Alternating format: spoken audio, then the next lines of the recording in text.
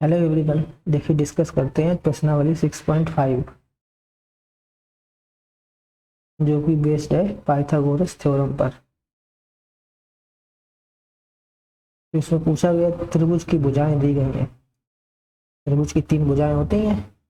किसी भी त्रिभुज में तीन भुजाएं होती हैं, तीन कोण होते हैं, तीन शीर्ष होते हैं, ए बी सी। समकोण त्रिभुज क्या होता है? जिसमें एक कोण है वो 90 डिग्री का होना चाहिए, इसको बोलते हैं समकोण त्रिभुज। समकोण का मतलब एक कोण 90 डिग्री।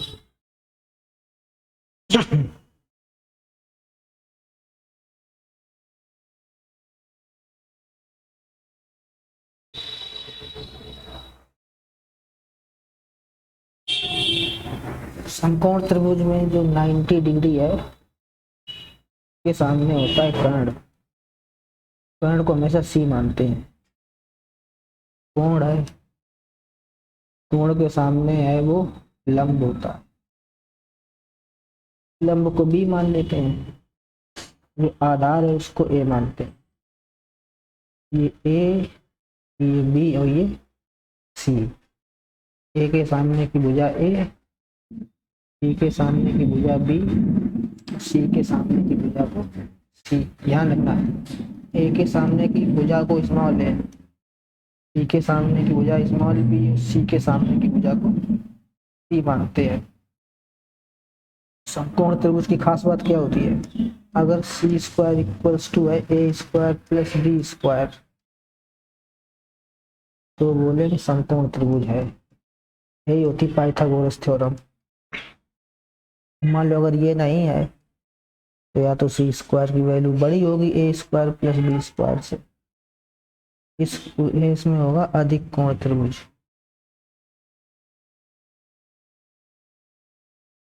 अगर C square is less than A square plus B square है तो ये हो जाएगा न्यून कोण त्रिभुज। अधिक कोण त्रिभुज का मतलब एक कोण 90 डिग्री से ज्यादा, ग्रेटर देन 90 डिग्री। न्यून कोण का मतलब तीनों कोण है वो 90 डिग्री से कम। लेकिन ये तो कोण के बेस में है। जब भुजाएं दी जाती तो ऐसे पता करते हैं। अगर इक्वल है तो समकोण सी स्क्वायर की वैल्यू बड़ी है इन दोनों से तो अधिक कोण त्रिभुज, छोटी है तो न्यून कोण त्रिभुज। तो चेक करते हैं। एक क्वेश्चन ये सब सेंटीमीटर में है, ये डेटा है वो सेंटीमीटर में गिवन है सभी। 13 सेंटीमीटर, 12 सेंटीमीटर और 5 सेंटीमीटर। तो बड़ी भुजा को सी मानते हैं।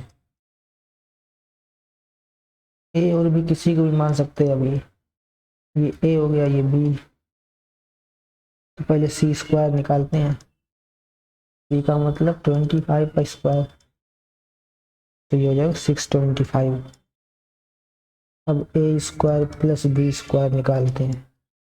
ए कितना 7, 7 का स्क्वायर 49, बी कितना 24, 24 का स्क्वायर होता 576। 30 तक के स्क्वायर याद होने चाहिए। तो इन दोनों को ऐड करें कितना आएगा 625। दोनों इक्वल आ गए, यानी कि ये समकोण त्रिभुज है। दूसरा क्या है 386, बड़ी वाली भुजा को सी मानेंगे तो बाकी जो बची हैं उनको ए और बी मान लेंगे। तो सी स्क्वायर कितना हो जाएगा 8 का स्क्वायर 64।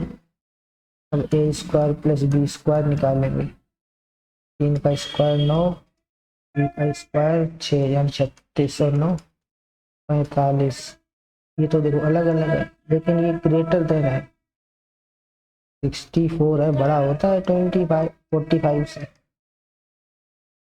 तो ये समकोण त्रिभुज तो नहीं है, लेकिन कौन सा निकला अधिक कोण? ऐसे ये है 50, 80 और 60।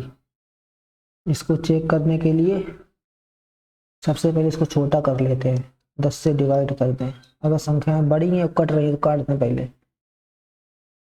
ये कैंसिल आउट हो जाएगा। तो 5, 8 और 6 यहाँ से चेक कर लेंगे, जो आंसर यहाँ से आता भाई यहाँ से, तो यहाँ पे कैलकुलेशन है कम हो गई, तो बड़ी वाली भुजा को मानते हैं सी। तो ये हो गया सी, बची हुई ए और बी। अब सी स्क्वायर कितना होगा, 8 का स्क्वायर यानी 64, ए स्क्वायर प्लस बी स्क्वायर हो जाएगा 25 प्लस 36, ये कितना हो जाएगा, 11, 3 तो 5 6। देखो 64 है वो इससे बड़ा है, बराबर नहीं है।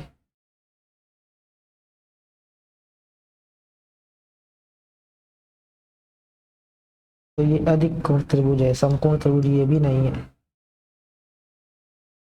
अब ये क्या है, 13, 12 और 5, बड़ी वाली भुजा को सी मान लें, इनमें से कुछ कटेगा नहीं ना, इसलिए ये ए है ये बी, तो सी स्क्वायर निकालो पहले अलग, 13 का स्क्वायर 169 और ए स्क्वायर प्लस बी स्क्वायर, ए कितना है, ये 12 और ये 12 का स्क्वायर 144, 5 का स्क्वायर 25, इसको जोड़ेंगे तो 5 4 9 4 2 6 यानी कि 169, ये देखो बराबर है, तो ये समकोण त्रिभुज है।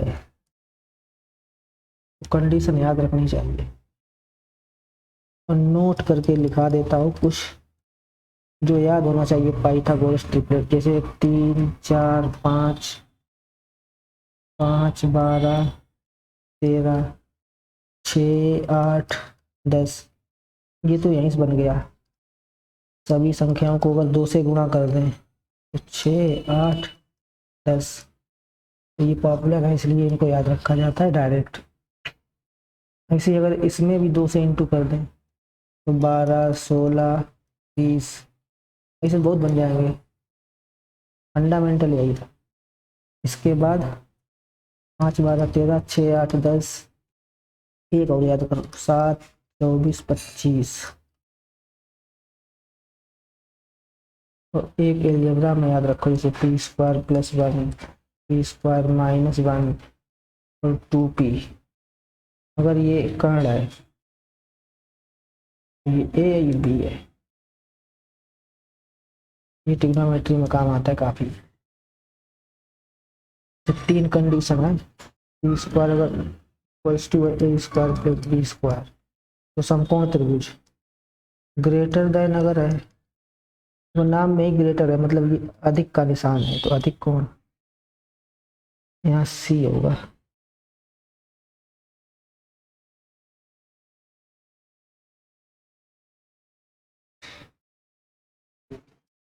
सी स्क्वायर बिल्कुल छोटी है, ये लेस देन का निशान है, कम का निशान है, तो ये हो जाएगा न्यून कोण। न्यून कोण कम याद रखो, ये न्यून कोण त्रिभुज, ये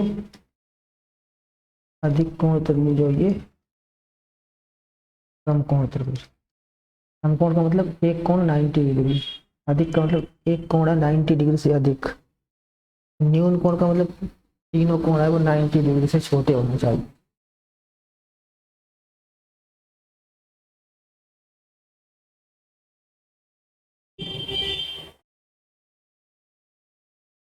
जैसे ये कोई त्रिभुज है, समकोण है, इसके बारे में कुछ चीजें पता होनी चाहिए। जैसे अगर ये ए है, ये बी और ये सी, तो बी से तो 90 डिग्री एक बनेगा इधर डायरेक्शन में, ए से बनेगा 90 डिग्री एक, वो भी यहाँ पर, तो सी से 90 डिग्री बना दें वो इस दिशा में जाएगा ए बी पर, इसको मान लेते हैं डी। तो यहाँ पर कुछ चीजें पता होनी चाहिए, जैसे मान लो ए के सामने किसी साइड है, इसे बोलते हैं ए, बी के सामने की साइड है ये है बी,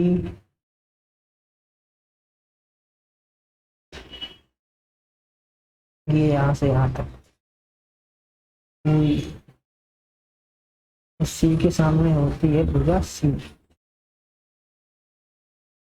ये, और इनके कुछ टुकड़े भी दिखाई पड़ रहे हैं, जैसे ये एक्स है, अगर इतना हिस्सा बाई मान लें तो ये जेड मान लें, यहाँ से यहाँ तक, तो यहाँ 4 केस बनते हैं, 4 केस।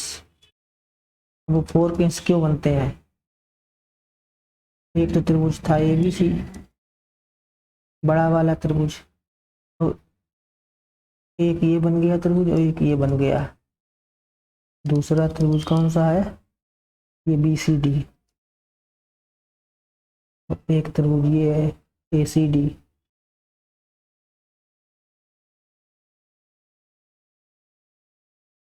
तो ये वाला त्रिभुज इसके साथ समरूप होता है, ये वाला त्रिभुज इसके साथ भी समरूप होता है, और ये दोनों आपस में भी समरूप होते हैं। ध्यान रखना, ये छोटे वाले त्रिभुज आपस में समरूप होते हैं, बड़े वाले के भी साथ में होते हैं समरूप। और जब त्रिभुज समरूप होते हैं तो संगत भुजाओं का अनुपात है बराबर होता है। तो यहाँ 4 फार्मूले याद रखने पड़ेंगे। अगर इस x का इंटू सी में कर दें तो ये किसके बराबर होगा? x के साथ जो भुजा लगी हुई है न्यून कोण बनाती हुई, ये है a, तो ये वैल्यू निकलेगी a²। अगर y का इंटू सी में कर दें तो इसकी वैल्यू किसके बराबर होगी? y के साथ समकोण बनाती हुई भुजा, y के साथ न्यून कोण बनाती हुई जो भुजा है वो b, तो ये हो जाएगा b²। और एक होगा अगर x का इंटू वाई से कर दें, ये किसके बराबर होगा? ये होगा इसके बराबर, z² के बराबर। और एक केस क्या होगा? जो भुजाएं समकोण बना रही हैं, जैसे a और b समकोण बना रही हैं, तो एक कर्ण पे ये परपेंडिकुलर गिराया था, ये समकोण बना रही थी, यानी z का इंटू सी के साथ और a का इंटू बी के साथ, a इंटू बी बराबर c इंटू जेड। इस 4 केस याद रखने पड़ेंगे जब एक समकोण त्रिभुज के अंदर 2 समकोण त्रिभुज बन जाए। ये आया कैसे वो भी देखते हैं। जैसे ये त्रिभुज है ABC, ये A मान लें, ये B और ये C के सामने होती है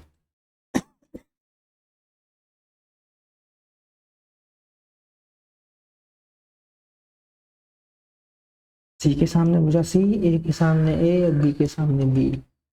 तो यहाँ से परपेंडिकुलर गिरा दिया इसके ऊपर, और ये टुकड़े मान लिए इसके, इसको मान लिया x, इसको मान लिया y, इसको मान लिया z। तो ये बड़े वाले त्रिभुज हैं जो छोटे वाले के साथ में समरूप होते हैं। अगर ये वाला कोण कितना है? अल्फा, ये 90 है, तो ये वाला कोण कितना होगा? ये 90 माइनस अल्फा होगा। ऐसे ये अल्फा है, ये यहाँ पे 90 बन रहा है, ध्यान से करना ये वाली बात। ये वाला कोण अल्फा माना है, ये 90 है, तो ये कितना होगा? 90 माइनस अल्फा। क्योंकि त्रिभुज के तीनों कोणों का योगफल कितना होता है? 180। एक अल्फा है, एक 90 है, तीसरा कितना होगा? c मान लें 180। ये दोनों उधर जाएंगे तो 180 माइनस 90 माइनस अल्फा, तो दिस बिकम्स 90 माइनस अल्फा। ऐसे ये वाला कोण अल्फा है, ये 90 बन रहा है, तो ये कितना होगा? ये होगा 90 माइनस अल्फा। ऐसे इस वाले ट्राइंगल में ये 90 माइनस अल्फा है, ये 90 बन रहा है, तो ये कितना होगा? ये होगा 90, क्योंकि 90 और प्लस 90 माइनस अल्फा 180, तो ऐसे ही हो गया। तो इस अल्फा को हटाने के लिए तीसरा एंगल अल्फा बनेगा, तभी कटेगा, ये दोनों हो जाएंगे 180 मिलके। तो त्रिभुज के तीनों कोणों का कुल 180 रहना चाहिए, इससे ज़्यादा नहीं, इससे कम नहीं। अब देखो कोण तो वही है, एक कोण 90 है, एक 90 माइनस अल्फा है और ये अल्फा है। यही तीनों कोण हर जगह मौजूद है। इस वाले त्रिभुज में भी यही है, इस वाले त्रिभुज में भी यही तीनों कोण है, बड़े वाले त्रिभुज में भी यही तीनों कोण है। तो ट्रिपल ए समरूपता हो गई।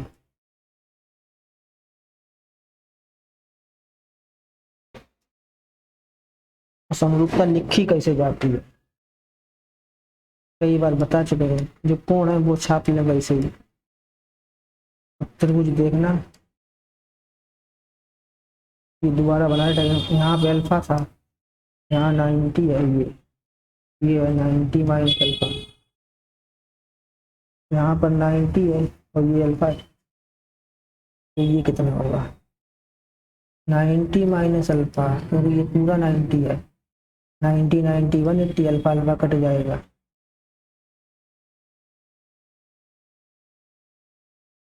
नाइन्टी है, इधर से भी 90 है, ये 90 है, इतने तो पता है। अब ये अल्फा, ये 90 है, तो ये वाला कितना होगा 90 माइनस अल्फा, तो ये कितना होगा अल्फा, तो 90 ये है, 90 माइनस अल्फा है, तो ये अल्फा ही बचा, क्योंकि 90 माइनस अल्फा में अल्फा ऐड होगा तो कट जाएगा, पूरा कितना है 90। अब ये 90 है, ये अल्फा है, तो ये कितना बचेगा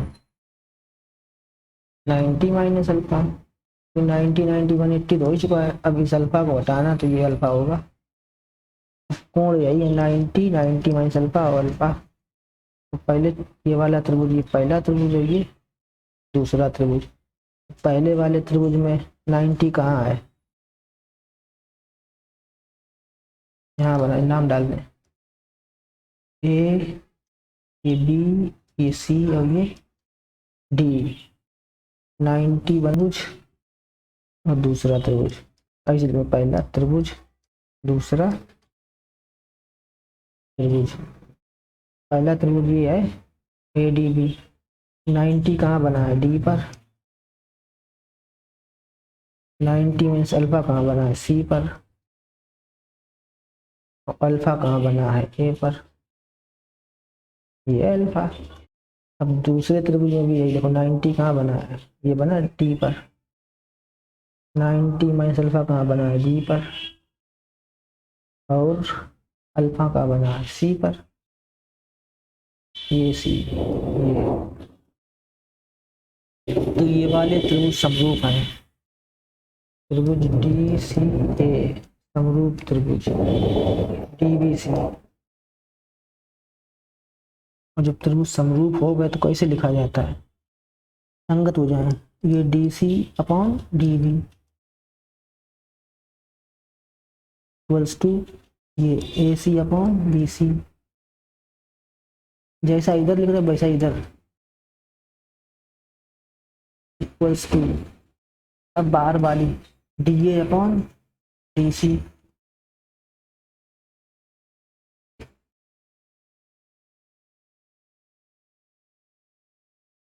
अब अगर इन दोनों को बराबर ले लें, D C upon D V equals to D A upon D C, cross multiply कर दें, D C square equals to D V into D A, 4 case, पहला, दूसरा, तीसरा और चौथा, ना एक्स है, ये वाई है, ये जेड है, ये ए मान लें, ये बी, ये पूरी तो सी है, ये टुकड़ों में एक्स वाई है, ये ए, ये सी और ये बी, यहाँ पर ए मान लेते हैं क्योंकि ए के सामने है वो,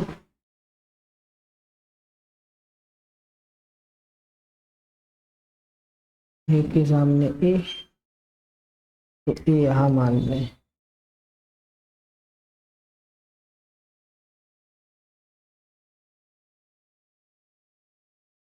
बी के सामने बी,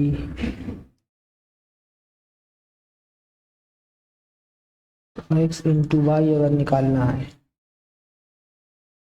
यहाँ लिख दें एक्स इंटू वाई बराबर Z square, X into Y बराबर ए बी। और इतने त्रिभुज अगर देखें, अगर y का इंटू सी से कर दें तो y से न्यून कोण बनाती हुई जो भुजा है इसका स्क्वायर, ऐसे इधर अगर x का इंटू सी से कर दें तो ये हो जाएगा x से लगी हुई न्यून कोण वाली भुजा ये, तो ए स्क्वायर। इससे रिलेटेड करेंगे क्वेश्चन नेक्स्ट एक्सरसाइज में। तब तक के लिए जय हिंद।